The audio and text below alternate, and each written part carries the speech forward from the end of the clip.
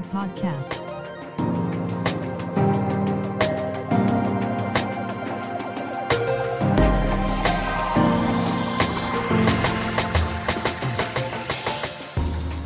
Welcome to Automated. I'm your host, Mark Baxter, and in this weekly podcast, we will be exploring the impact of emerging technology on jobs, society, as well as us, with business and technology leaders, researchers, and independent professionals across the world. So today's episode looks at one of the podcast's most recurring and I think interesting topics, that being virtual reality. So COVID really spurred a newfound wave of interest in VR due to the enforced worldwide remote work situation. And even with the industry's growth, a number of challenges still face this technology. And on today's episode, Mark Baxter of Digitalnauts comes on to explain these, what some potential solutions are, and what might be in the future for this very exciting technology. So Mark Baxter is the co-founder and managing director of Digitalnauts, which supports the implementation of virtual reality solutions in some of the world's leading organizations. So Mark is an experienced software developer with a focus on learning solutions and has successfully developed these in virtual reality and collaborative virtual environments, learning management systems, enterprise management solutions, mobile and desktop games, video streaming services, and many, many more. So I've had the good fortune to have a number of conversations with Mark outside of this podcast and have really enjoyed hearing his insights into the technology. So I hope that you also enjoy Mark's passionately made points about VR in today's episode. Great. Well, hi there, Mark. Thanks for joining the Automated Podcast. Great to have you here today. Hi, thank you very much. I'm really excited to be here. Yeah, absolutely. I've been looking forward to this chat. I mean, we've talked off air a couple times. I'm really looking forward to, as always, have another guest on to talk about virtual reality. I think it's a fascinating technology, and I think you have a lot to contribute to the conversation, to the discussion about it. So looking forward to it. The way that I like to start all of my interviews is to get a little bit more of a, not like a bio or a profile, but just kind of what your interest is in VR. Like, how did you initially get into the technology? What was kind of that main inspiration, if there was one? Oh, yeah, okay. Well, I'm glad you don't want to hear the bios. That's boring. So, Exactly. honestly, VR for me, from a personal side, it has always been an interest. I've always been into games. I've always been a bit of a gamer. So, as soon as VR games started becoming good, shall we say, I was very, very keen to get involved. Before I started the business, I'd done computer games technology at university. Okay. That's what me and my co-founder Charles, the both of us did that. So we've always had a interest in games, and actually I was hoping to get into the games industry before I ended up in the e-learning industry. But after having a taste of what the games industry is like, it's a crazy world. So I decided to stick to training and e-learning, which is what I've done after uni in the sort of traditional sense. So it made sense for me to get into that. But yeah, I've always been an avid gamer and always been into developing 3D content. So VR was just a huge, exciting thing that was coming out for me. It's yeah, absolutely. Well, as somebody who also got into VR through a VR gaming experience, I went to a Dutch game center, and the people that brought us there we didn't know, but it was all VR gaming. So I mean, it was very basic kind of thing. So I can appreciate the kind of inspiration that you got from the gaming side. I think that's one way that a lot of people get into VR.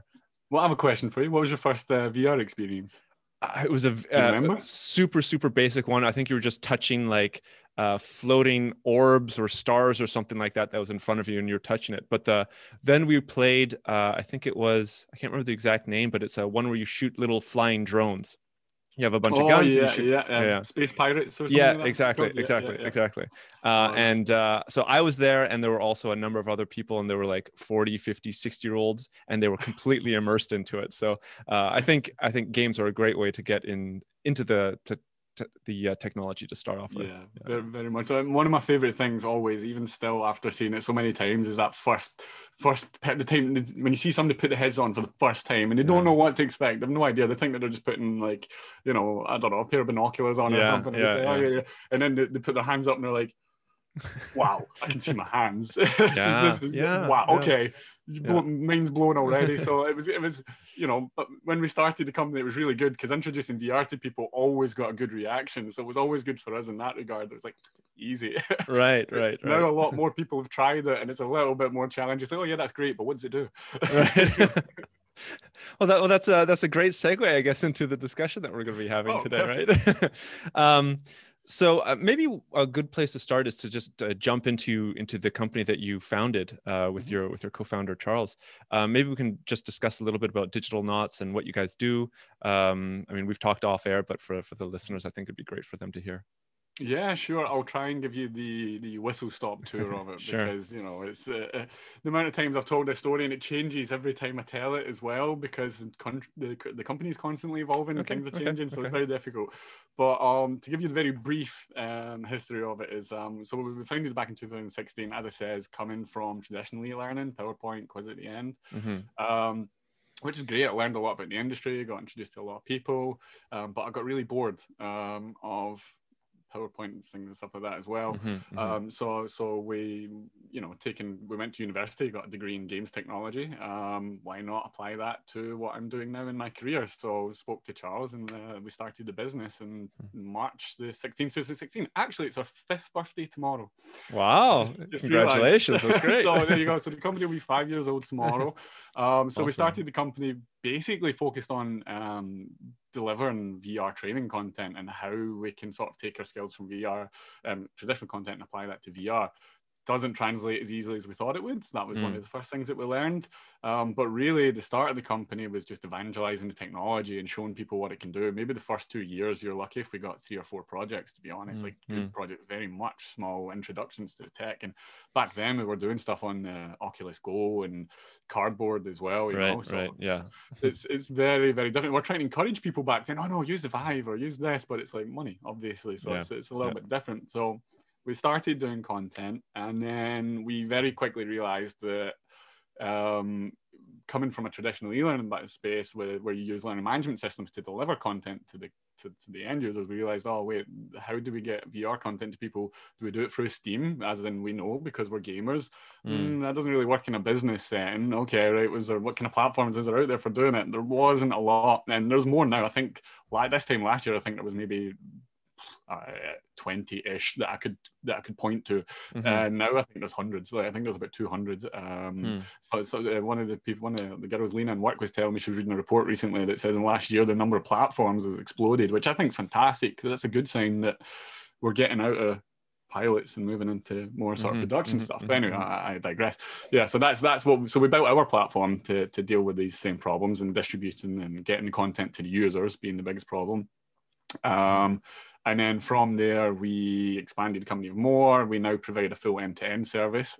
So we sort of offer consultancy, content development, and our platform product for distributing and managing XR content at scale. And then we've got the sort of customer success services at the other side of that as well, in partnerships with hardware suppliers so that we can provide that full end-to-end service because one of the biggest it's still, we're 5 years in, but still people are doing it for the first time and they need to see the full picture. I'm seeing things going to pilot and then be shelved.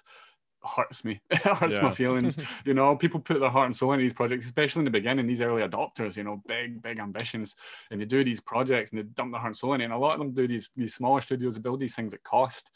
And then what? And it's it's a difficult thing to see. So I think that's changing. I tangented slightly there, but no, it's fine. That's basically how the company was founded, and that's what we do now. Great. Yeah, I think one of the a really good question that follows from that is COVID, right? So it's almost a 1-year anniversary with COVID.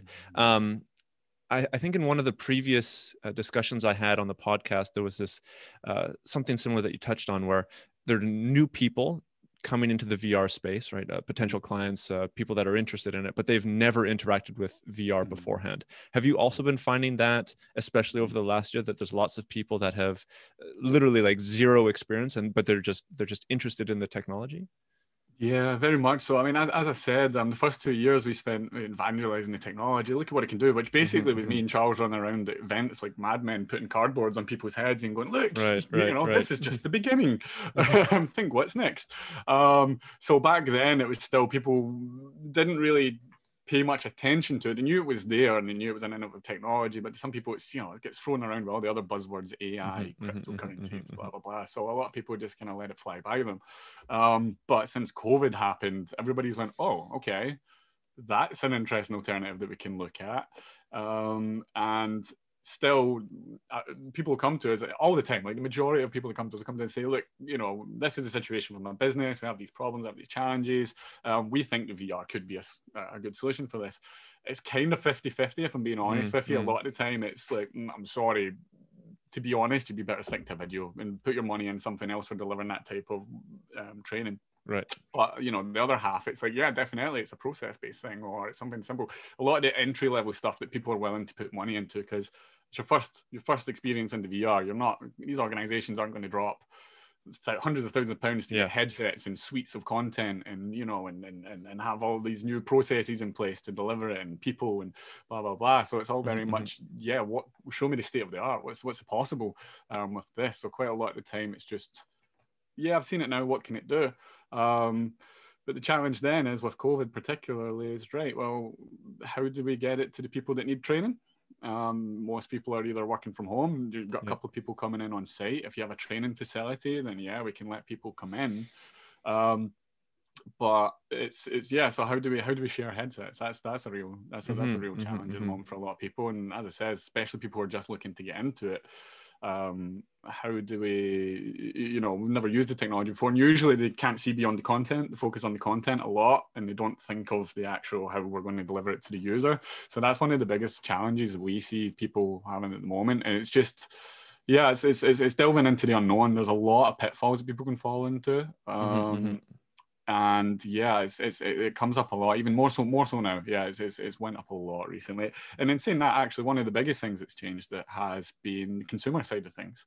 So a lot of the people that we engage with have got kids, and their kids have PlayStations, and they have PlayStation VR, or they're getting the Quest, for example. So a lot of them have seen it or put it on and tried something, and so that helps a lot now, because usually the conversation, and don't get me wrong, some people haven't tried it still, but the conversation is very difficult to have when they don't have a first-hand experience with it, right? And during COVID, that's so difficult.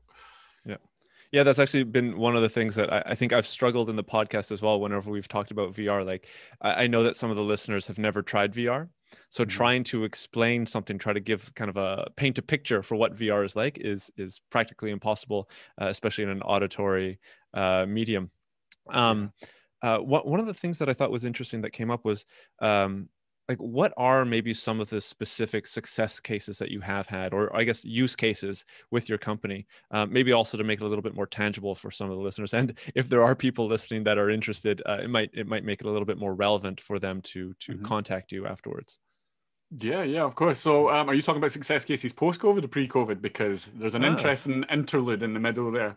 Well, let's start with pre, and then we can go to post-COVID, because I think that's an interesting difference. So pre-COVID, the focus was very much desktop.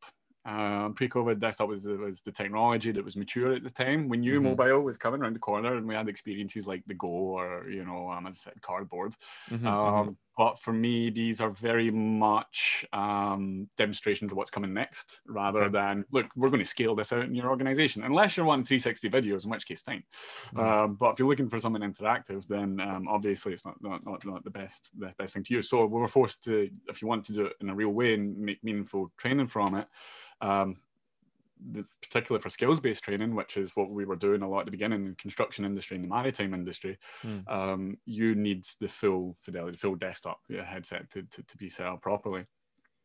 So we have, now let me take off the top of my head, I could be a little wrong here, but 4 or 5 projects that happened that were meant to be delivered in March 2020. A whole bunch of them had they all kind of hit the same deadline. So we had all these events. We were going to South by Southwest last year. We were going to Laval Virtual. We were going all over the world to show off some of these amazing projects we'd done. I went on holiday just beforehand to give myself a little break, and then COVID happened when I was on holiday. And since then, it's just been a knock-on effect of, we're just pushing it back, and then we'll push it back again, and we'll keep pushing it back. So pre-COVID success is limited at this point in time. In terms of delivery of projects, we've still got a lot of projects that are on pause, essentially because they were built for desktop. Now, some of them we have the option to, we've done two things. One of them we went, okay, which of these can be ported to mobile? Some of them can, some of them can't, because some of them are using trackers, so it's using extra peripherals, which you can't do in mobile, obviously, or some of them are just too high fidelity to work in mobile. We've got some design tools and things like that out there as well. So the second thing that we done was if we couldn't convert it to mobile, could we make it a desktop experience? Right now, this I am in the middle about personally, right? It's good that we can get something that we've built and get it to people because they don't have VR headsets and they can run it in a non-VR sort of desktop mode. Essentially, it's just a game, right? I think that's really good.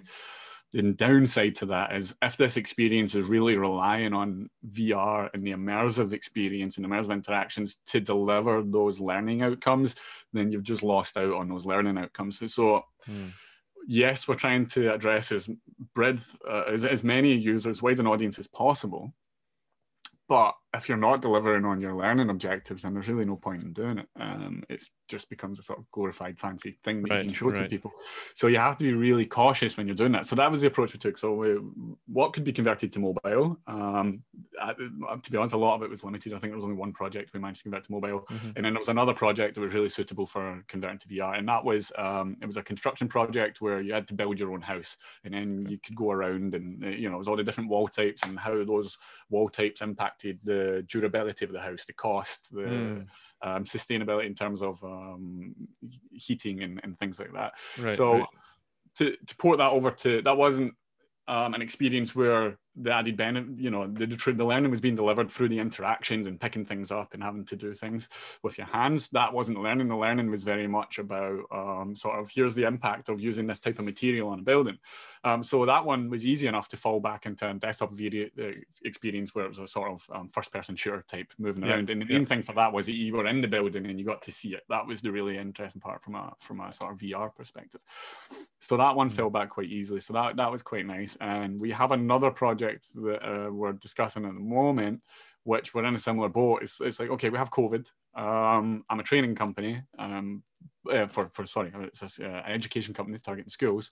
So we're now contemplating, do we do it or do we not? It's a tricky one.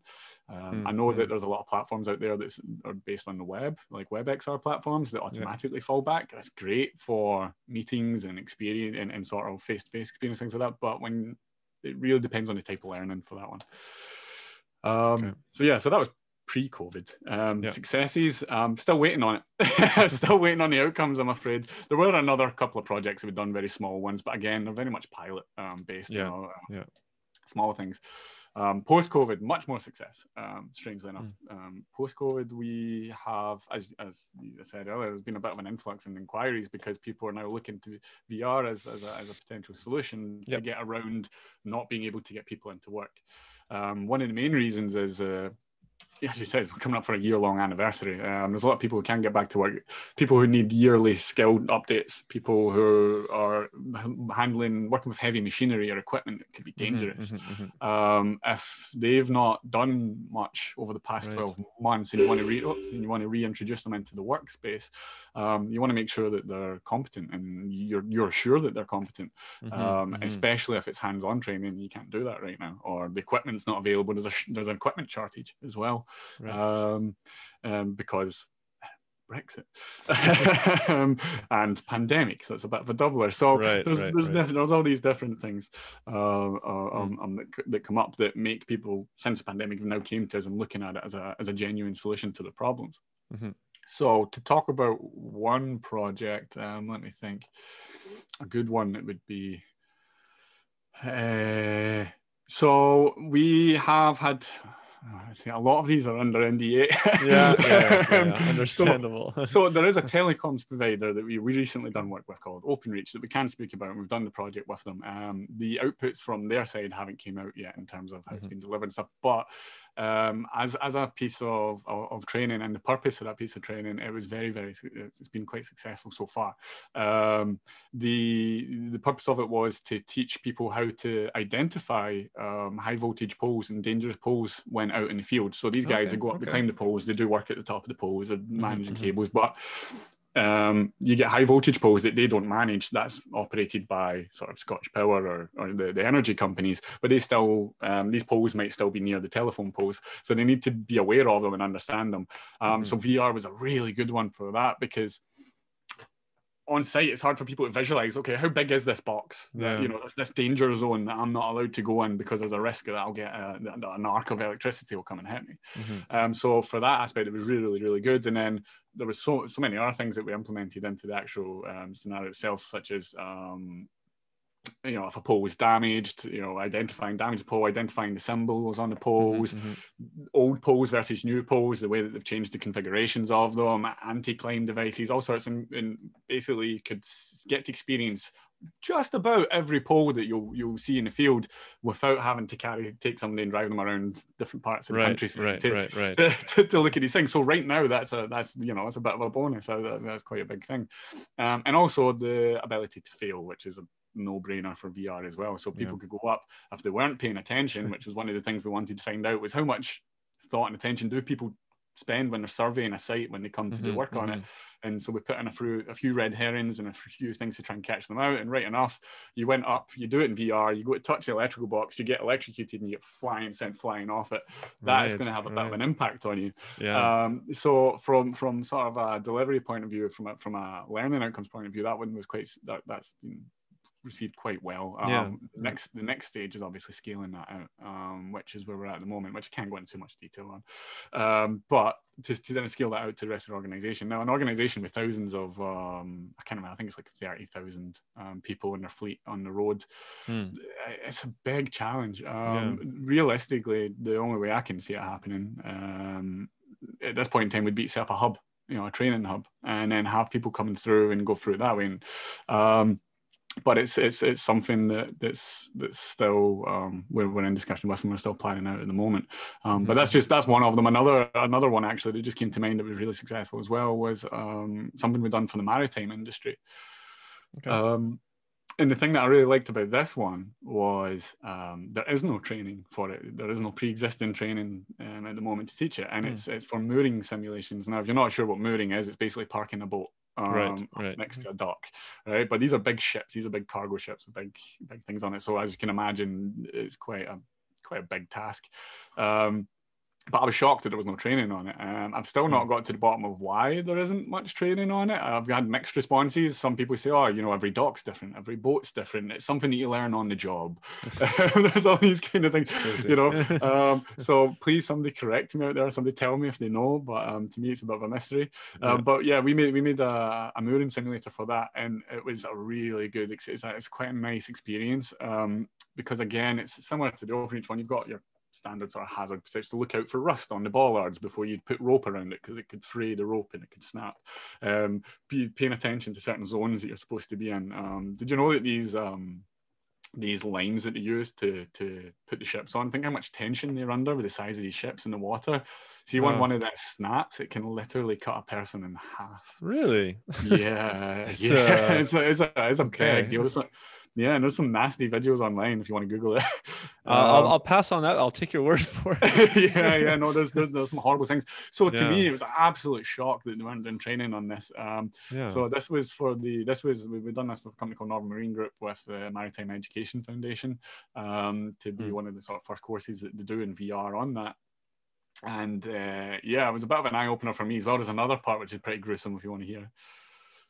You want to okay. Sure. I'll edit it out if it's too gruesome. If it's too much. So you know when you put these ropes around the bollards, yeah.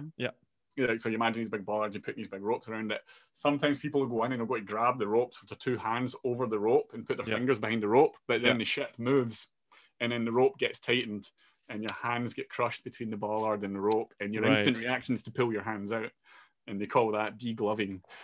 So it's quite to me it's crazy that I mean, if the actual case is that there hasn't been training on this, it's crazy that the kind of first time that somebody would actually be doing this is when they're actually trying to moor a ship properly. To me, it makes perfect sense. That blows my mind. Like I need somebody to correct me on this one, because I can't believe that that's the case still. There must be something out there. I know that there's standards. So when we built the training, it had to comply with, I think it was MEG 4 is the standard that it had to comply with in order for it to be considered like appropriate training. Okay.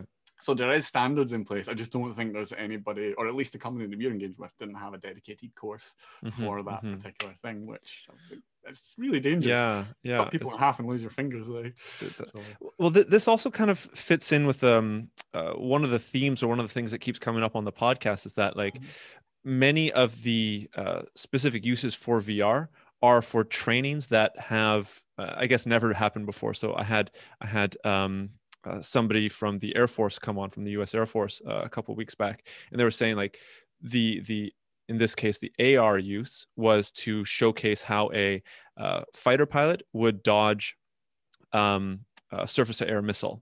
And because you can't do that in a training, like you can't do that with an actual missile and an actual fighter. So AR, or I guess in this case VR, would be the first place where a fighter pilot would actually be able to train on that. Very similar for a ship mooring, and the poor people potentially losing their fingers or other limbs. I think my question here though is the number of guests that have come onto the podcast deal with VR training as kind of the main use case for VR. This kind of maybe shifts the conversation a bit, but do you see VR, like the real use case for VR right now, as training? I think there's also like meetings and games, but is training really the kind of the central focus of VR right now?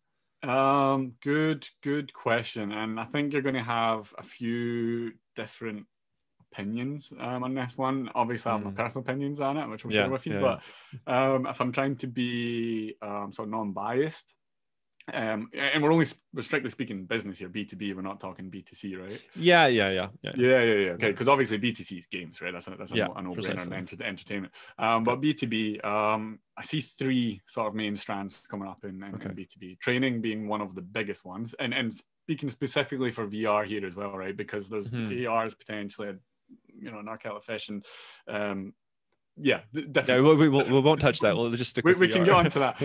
But just looking at VR, I say there's three main strands at the moment that are making good amount of traction. The first one is, and could just be due to COVID, and could see it tail off as things return to a new normal. I hate saying it, but so the first one is meetings, virtual meetings, event spaces, and things like that. It's very popular. It's some of the larger companies out there, like VR Education Holding, and I think you may have had them on recently for your podcast. Yeah, exactly. So obviously they're public, so they just released their accounts recently, and you can see how their revenue is coming in, and they basically echo the same sort of sentiment here, sort of split evenly between events and event space, sort of virtual classrooms or meeting spaces for teaching and training. So that kind of comes under the sort of training umbrella. And then the third one is more for sort of R&D prototyping, sort of visualizations of things. So I see them as being sort of the three big ones. And, they can all be, for each industry, they've all got different use cases within then for that. The visualizations are great for if you're selling homes, or if you're trying to build a new building. So you're trying to build a new massive civil engineering project, you need to get buy-in from stakeholders and public and whatever. VR is perfect for it. So it depends on your use case and your vertical, but I would say that the three big ones were training, events, and sort of R&D, sort of prototyping things at the moment. I see that changing. I see particularly the events one right now. I am really fed up with Zoom as much as everybody else is, which is why I got this filters, right? The AR filters to kind of make my calls a little bit more exciting. But and I spend a lot of time in VR out of work. My personal life, I'm a big champion for VR games. I spend a lot of time in Beat Saber and whatnot. Same as everybody else. So I hope a lot of people in the industry do, and they're not just selling it without using it. But not a big fan of, that's my personal opinion, not a big fan of the virtual conferences. The first, for a while, they're good, then they're okay, but they're not at that point where they replace real life. Like, they're never, you know, there is ways that you can, particularly in offline experiences, where you can really get that connection, which I think is one of the superpowers that VR has, is it allows you to create that emotive connection with something. In all our trainings, we like to add, depending on how we do it, we add some sort of avatar or a trainee or a guide on the side.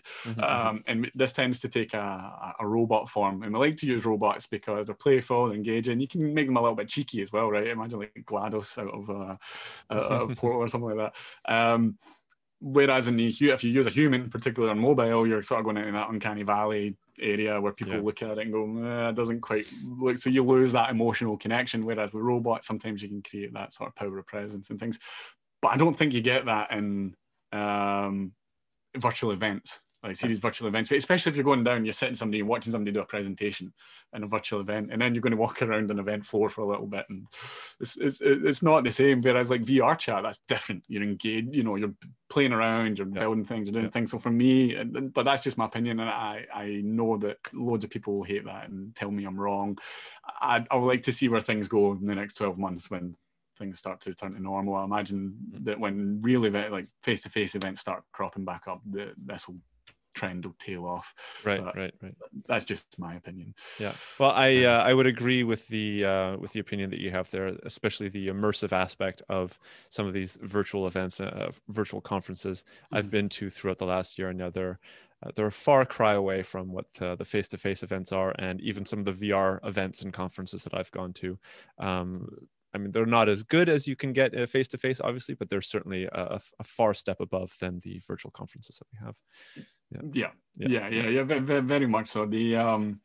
It's I think it's the perception shift people have, and a lot of the people who are in these events in VR are the VR advocates, so you can already sold them. Try and get people who are not into VR in the VR events. You know, in the VR headset, rather than walking around in a browser or using a mouse and keyboard, you know, and it's yeah, I'd be keen to see how that goes. Well, maybe that's a good segue to I think one of the main reasons I wanted to have you on today, because the previous discussions that we've had, you brought up, I think, some really interesting challenges of VR that I was unaware of as I was looking into the industry a little bit. So whether we want to focus on VR events or just kind of go a little bit more broad, one of the things that you talked about, specifically the challenges with VR, is the shipping that's required, the logistics that are required in getting your clients or businesses to take up the VR, whether it's the training simulations that you have or otherwise. I thought that was interesting, and I think there's a couple other points that I have written down that we can jump into. So maybe you can just touch on the logistics aspect, the logistics challenges of it. Okay. Yeah, as it is. So, okay, so let's just focus on mobile. Desktop, we can just shelf it really easily. Desktop is ideal for your location-based experiences. So your standard sort of training hubs that you've set up, where people come in, you can they go through the training, they can sanitize the headset, and then sort of leave it there, and then people can. In the future, I hope to see, and this was the ambitions before pandemic. The ambitions was to sort of get into education establishments, so universities, colleges, etc., and just have a sort of dedicated immersive suite where students, for example, can come in, they can showcase their work, people can rent out the space for showcasing, and you know, if it's in a company, for example, in a large organization, then people can just come and do on-demand training. You know, a lot of the benefits of sort of traditional learning and learning management systems is the training can be on demand. You do it when you've got a chance to do it. Whereas with VR, not everybody has a VR headset, but if you have a sort of suite that's set up for people where they can book out the headset for a certain amount of time, or they, you know, if it's empty, they just go along, type in their login details, and then access their training, and they can complete it. I think that's a really good starting point for people who are trying to adopt it and try and get over the challenge, the hardware challenge. Like not that many people that we employ have VR headsets, but they all have mobile phones. Right. Because you know, it's the difference between traditional learning. You're getting content to a browser, and anybody that has access to a browser, which is just about everyone, can do the training, right? Not everybody has a VR headset. Right. So that's kind of the biggest challenge. But in the mobile space and sort of mobile headsets, a lot of people now do have mobile headsets, but they just happen to be Oculus ones, which are really hard to get your content to if you're in a business. Yeah, please expand on that, because I thought that was from the conversation we had very eye-opening for myself. Yeah. Yeah. Okay. So there's the way that Oculus basically have they're the best in class when it comes to hardware, right? I will put my hands up and I'll say that when it comes to software and hardware, they're miles ahead of most of the other companies. They have the money and they have the efforts to do it. I actually read an article the other day. It said something like 20% of all Facebook employees are now working on VR. Oh, really? Okay. That's okay. massive. That's a lot of people. Not only that, you've got John Carmack, who is my hero. For people who don't know who John Carmack is, he's the guy that created Doom, invented shadows. When I was at university, I was learning how to make shadows from his equations that he came up with back in the day in C++. So I've got a lot of respect for John Carmack, and I always appreciate his approach as well, because when he's talking about, when he's at the Facebook events and Facebook Connect and stuff, and it's his turn, day 2 keynote speaker, John Carmack, I'm like, oh yes, we'll get all the real juicy details rather than all the marketing videos and people dancing and doing backflips in VR. And not one person in this planet is putting on a VR headset and doing backflips, right? Like it's just not happening. Don't try it, please. So John Carmack's very real, and Facebook, he's their CTO, and they're just leading the way, particularly in the BTC. Now, the downside to that is they've taken a sort of Apple model, right? And Apple, when they released the first iPhone, they came out with iTunes, everything's in their ecosystem, you've got the App Store, etc. They need to control it, right? And it's, for the consumer point of view, yeah, I get it. Ease of use, for years I've been trying to get people to convert over to Android from iOS, because, I was an Android, I'm a programmer, right? I'm a techie. But it was always, the response was always, yeah, but everything just works in iOS. And when I upgrade my phone, everything's just there and it's just nice. So I get it from that point of view. And that's exactly what Facebook are trying to do. The other part is that, they're selling their headsets at a loss. Like £400 a headset is, it's not, but at least when they started releasing them, we were definitely selling them at a loss. And now the technology is cheaper to manufacture and things, maybe they're not selling at a loss so much, but that doesn't matter. The point is they're making their money back on the games, on the software. And they want to keep that model because it works really well for them. They buy in games companies, they get AAA quality content, they give them all the support and hands-on they need, and you get the best of the best stuff on the Oculus headsets. Now, the downside to that is when you try and apply that headset, take that headset, and you think, oh yeah, this will just work in business, or you've had an experience with that and you go into some of the other headsets and they're not quite as mature, or they're not quite the same, and your first experience has been fantastic and all this kind of stuff, but then you go to these other ones, and especially in business, it's not so much. But one of the biggest problems is for Facebook is if they open up their hardware, their platform, and allow you to do more with it than they want you to do, then they lose control over it. You lose sort of control of the quality and things like that. So in a B2B setting, though, that's really what you want. You want to be able to manage the hardware, the headsets, what goes on to it. I think, and please stop me if I'm tangenting again, but I think for me, one of the biggest things that people need to think about when they're looking at this platform and taking it seriously to scale out and adopt it is look at it as not just a one-off device for delivering this piece of training content or this application that you've paid money for, right? Think of it as an actual platform. Think of it as a new operating system. Think of it using it as an actual tool beyond the pilot, things that you can do with it. It can be used as the engineering teams can use it as an engineering tool. There's a lot of tools out there that can be used. We're currently developing an engineering tool for the maritime industry to help them manage their fleet of ships and when they do the upgrades on them, and how that's going to look, and be able to share that with stakeholders and stuff. But initially they got into it through training. So it's taking it and thinking of other things that you can do with it. Now, really good things to do, but if the platform that you're using doesn't let you do it, you're kind of stuck. It limits you, and it's very difficult for it to do. So I don't want to bash on Facebook, because I understand why they're doing it, but at the same time, just change your model for business, please, just to make it a little bit easier and a little bit more user friendly, because they have a closed ecosystem that they want to keep and maintain and make sure that it's secure. And even with they're trying to, even with App Labs, this is their new app store that they released recently, which is meant to be for experimental applications for people to try and distribute through their software. But even then, they're like, oh yeah, that's a little bit too experimental. If you're doing something, you know, like they won't let you stream in things from a cloud games or cloud streaming or anything. Oh yeah, it's a little bit too experimental. When really what it is, oh no, we can't do that, because then you can circumvent our store and you can get your own content onto your device without going through us, which is the real answer, right? Right. So for us so back to the sort of the hardware side of things, for people who've got Oculuses, people are already out there who have Oculuses, unfortunately, you can't just use it for your business. It's not the same as a mobile. Oh yeah, everybody's got mobile phones, so we can use that. For the Oculus, they've really locked it down, particularly consumer models. Now, they've now changed their tune and said recently that you can use a consumer headset in a business setting. We're just not giving you any of the business benefits. So no business platform, no business support, none of that. But we'll let you use the headset. But you still can't hack it and do anything too ambitious with it, just sort of little bits and bobs. Maybe so it's like a closed ecosystem that makes it difficult. Yeah. Well, maybe it's small baby steps, right? If they're just starting to open it up for these kind of business opportunities, maybe in the next couple of years that might happen, but maybe not. I wish I could sit here and say honestly and say, yeah, I agree. But when I know that 20% of their workforce is working on VR technology and they're one of the biggest companies in the world, it doesn't need to take that long for them to do it. But don't get me wrong, in the same time, yes, you're right. They have led the way in so many things. They've led the charge in some of the standards as well. They were the first to adopt the OpenXR standard. Okay. That's a huge thing for the industry, the OpenXR standard. If people can start developing content in a shared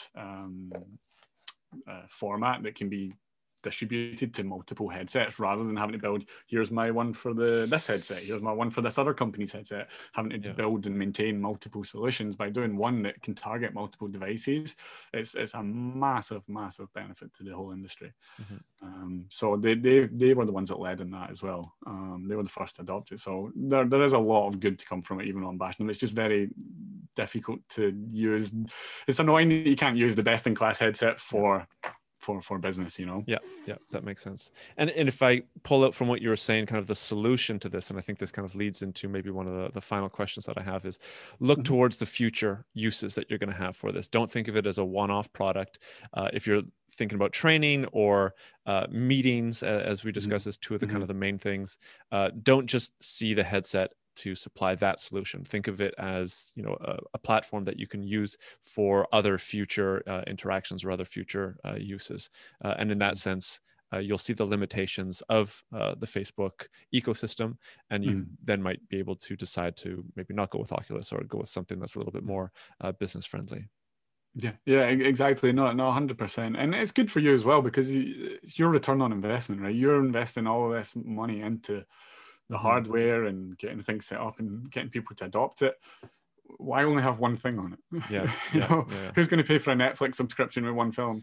It's a difficult one. So I think it's new, so I understand, but people are a little bit blinkered, they're a little bit short-sighted at the moment, and it's just, what else can I do with this? You know, what else is this good for? You know, meetings, designing, planning. And a lot of the tools out there are free as well, and there's a lot of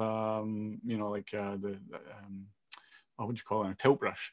You know, that's open source now, the Google one. That's a fantastic thing. That was made by Google. It's some of the best developers in the world put that together now. It's open source. You can deliver it to every user in your industry for free. It doesn't cost anything. So it's, there's other things beyond just, it's really good for this health and safety project, you know? Right. Okay. Well, I think I see that the time is running down a little bit as well. One of the things I like to end the podcast episodes on is no worries, discussing a little bit about the future. So, right, we've been discussing some of the current situations, limitations, and uses of VR. If we are thinking about what's going to happen in the next 5, maybe 10 years, you were talking about maybe these 3 main uses of VR currently might be shifting. Maybe, you know, the Oculus ecosystem will just gobble up the entire space. Where do you kind of see VR shifting over the next, say, roughly 5 to 10 years? Oh, you're still muted. Thanks for that. Okay, 5 to 10 years. I get asked this a lot, believe it or not. It's a really interesting question, I think, for many people. Especially by the companies, right? So everything here comes from a bit of an educated guess, right? But at the end of the day, it's all speculation. Nobody really knows. Of course. There's a couple of things that I can say with a little bit of confidence, right? One thing is that, and it's been said for a while now, VR is a stepping stone to AR, right? In a way, that's kind of true. I don't believe it's a stepping stone in that once AR is more mature, VR is going to be left behind and there's no place for it anymore. I don't believe that at all. In fact, I think that there's some things that VR can only be done in VR compared to AR. So I think that, AR is going to have a big impact on it.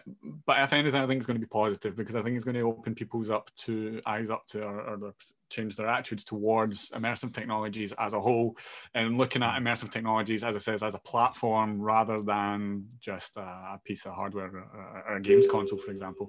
Over the next couple of 10 years, I would imagine that it would be used more as a platform.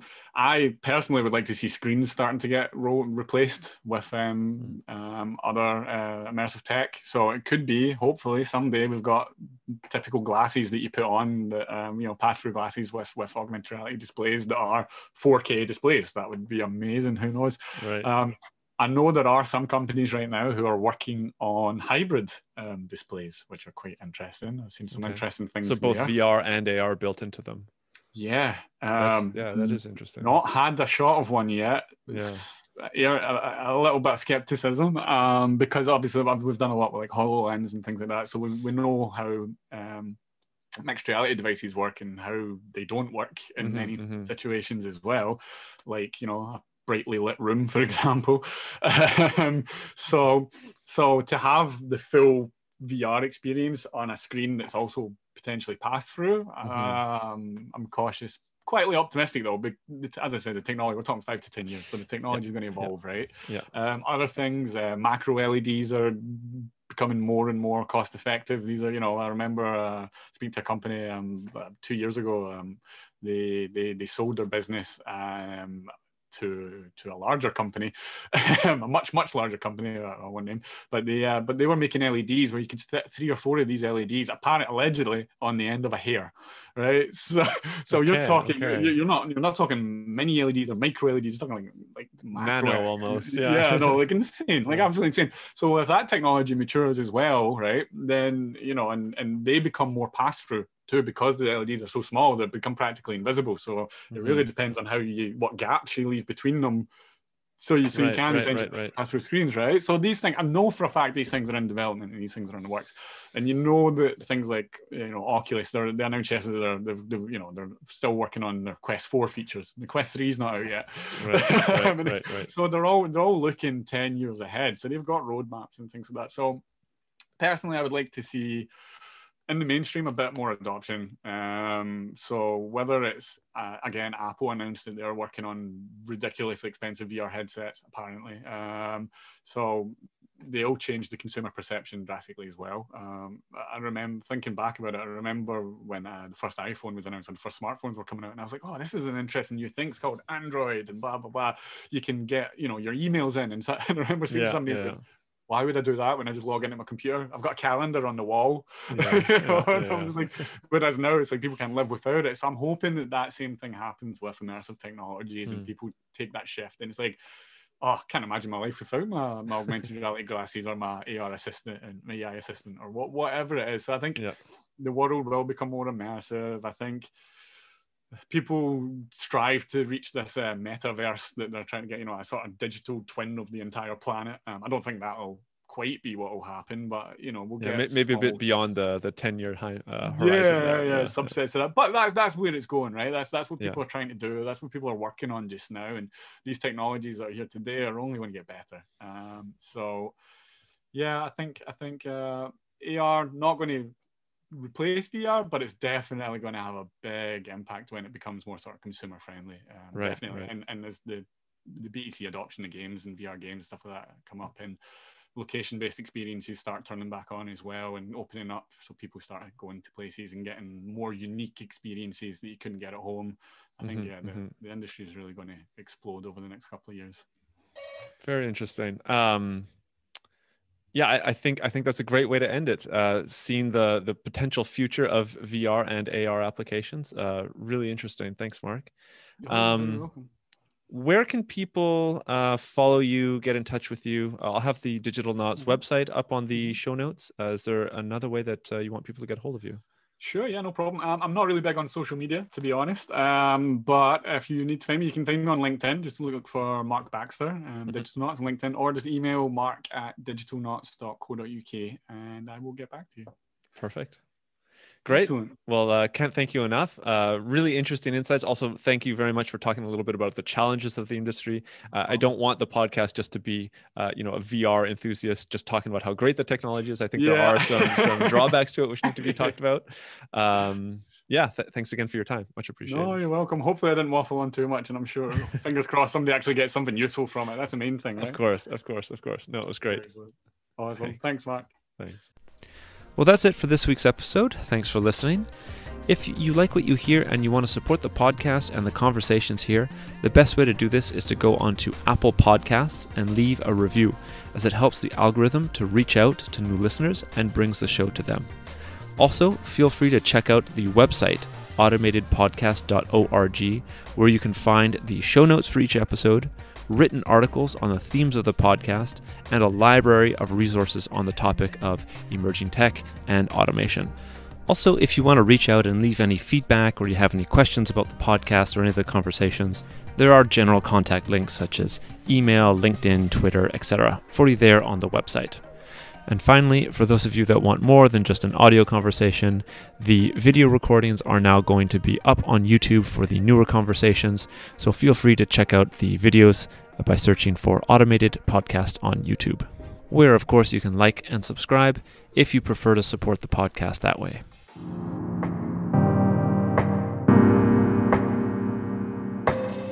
The Automated Podcast.